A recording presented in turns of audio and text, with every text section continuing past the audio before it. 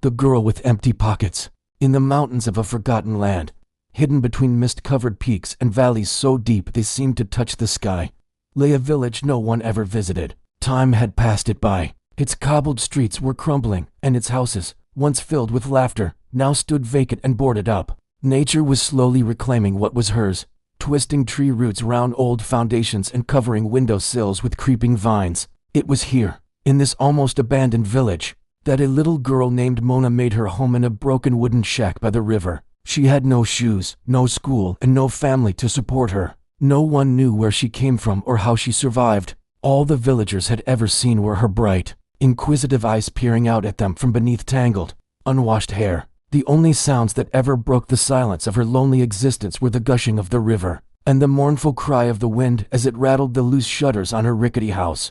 Every day, Mona would leave the house before sunrise, making her way to the market, which still somehow managed to operate despite the village's decline. There, amidst the stalls piled high with colorful fabrics, sparkling jewelry, and mounds of glistening fish, she would wait patiently until the vendors were ready to discard their wares. Then, clutching a ragged sack close to her chest, she would gather up the scraps of stale bread, bruised fruit, and discarded vegetables. These became her meals. Eaten under a bridge away from the judging eyes of the townspeople, she had never known hunger. Not truly, because she had learned to live on next to nothing. But sometimes, as she sat huddled beneath the bridge, rain soaking through her threadbare blanket, she dreamed of a different life.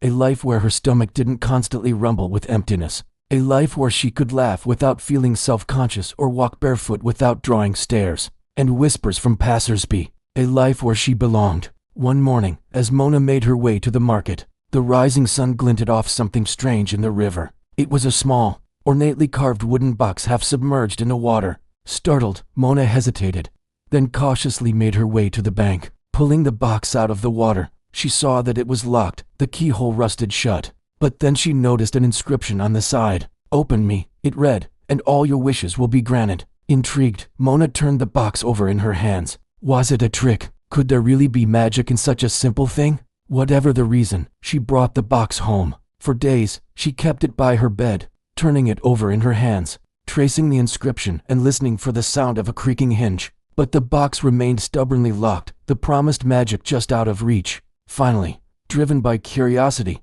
despair, and a longing for something beautiful, she pressed the box to her ear. And that's when she heard it, a faint whisper that seemed to come from inside the box.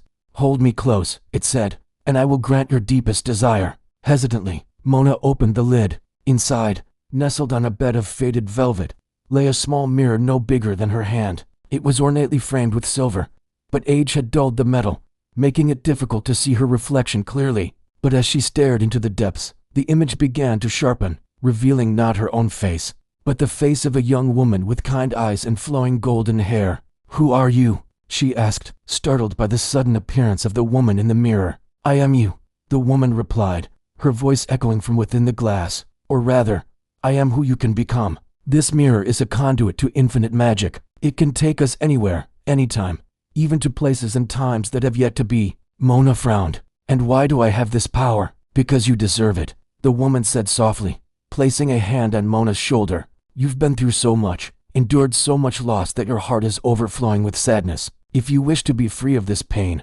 if you wish to experience the world and all it has to offer, then take my hand and let us begin your journey together." Reassured by the woman's gentle touch, Mona reached out and took her hand. In an instant, they disappeared. When Mona opened her eyes, she found herself in a bustling marketplace. Stalls overflowed with fresh produce, spices, and handcrafted goods. Laughter and conversation filled the air, mingling with the scent of roasting meat and sweet pastries. People in fine clothes brushed past her, their faces alight with smiles. For the first time in her life, Mona understood what it meant to be human, to experience emotions other than loneliness, despair, and hunger. As she walked through the crowded market, she felt a sense of belonging, of being part of something bigger than herself. Suddenly, the woman in the mirror squeezed her hand. "Look," she whispered, pointing to a nearby bakery. "Why don't we start your new life with a delicious meal?" And so they did. They entered the bakery, its walls lined with baskets of fresh bread, trays of flaky pastries, and shelves stacked with cakes and pies. The warmth of the oven enveloped them like a comforting hug, chasing away the last vestiges of Mona's loneliness. Over a table piled high with food, The two girls talked for hours, sharing stories and dreams. When the sun finally began its descent, painting the sky in hues of orange and purple, Mona knew it was time to go. She had tasted freedom and happiness, and she didn't want to waste a single moment of her new life. With a grateful smile, she turned to the woman in the mirror and said, "Thank you for showing me what it's like to be alive. I won't forget this day, or you." Taking Mona's hand, the woman led her back to the riverbank. "It's time for you to return," she said, her voice echoing with sadness. "Your journey is just beginning, Mona. The world is waiting for you." With a final squeeze of the hand that had become her anchor to a world of magic and possibility, Mona closed her eyes, bracing for the familiar tug of the portal. But this time, when she opened her eyes, she was still by the river. The box lay open beside her, the mirror reflecting not the face of a mysterious woman, but her own. The sun was setting, casting long shadows across the ground, and a gentle breeze rustled the leaves of the trees. The world around her seemed different somehow, as if it were tinted with the colors of magic. And when she looked down at her hands, she saw that they were no longer the hands of a beggar girl, but those of a young woman with calloused fingers and dirt under her nails. And in that moment, Mona knew that her journey was just beginning. She had glimpsed a world of infinite possibilities, and she wouldn't settle for the life that had been dealt to her. No, she was going to make her own future, whatever the cost.